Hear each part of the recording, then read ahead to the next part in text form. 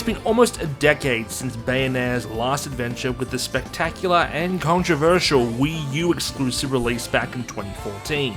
And while Controversy continues to follow the series for its third iteration, the series continues to offer what the Bayonetta franchise is known for, with combos aplenty, giant bosses to vanquish, and one of the sexiest women in gaming showing everyone that she still has it. For anyone not familiar with the series, you may be confused with the game's opening, and you shouldn't feel left out, as I was too. After the last game, it's clear that Platinum have had to pull out all the stops to keep this third title from feeling too samey and repetitive. The story opens us up to a whole multiverse on the verge of annihilation, from an army of homunculi with dimension-traveling Viola urging our beautiful heroine to save everyone. For the most part, the game plays the same as before with punch, kick, and gun combat, and of course the infamous dodge that enables witch time so you could beat your opponents in slow-mo. The first new standout of this game is you now have on hand the infernal beasts that pop out of Bayonetta's naked hair portal.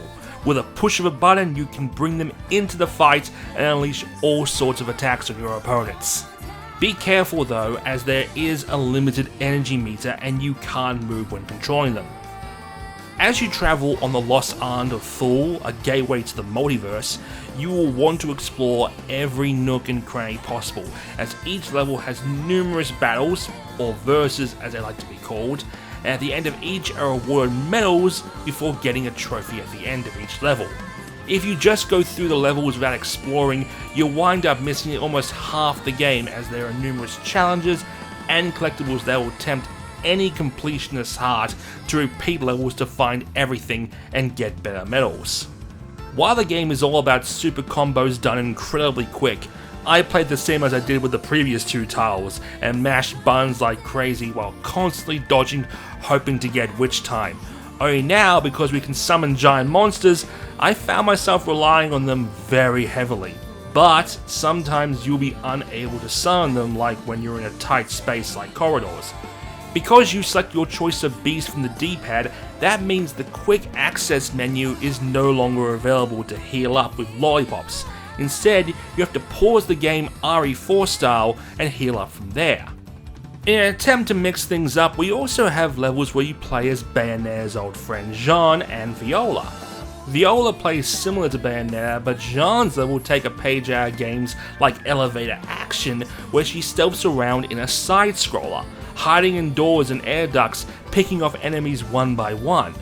While Viola plays similar to Bayonetta though, things just don't feel as fleshed out.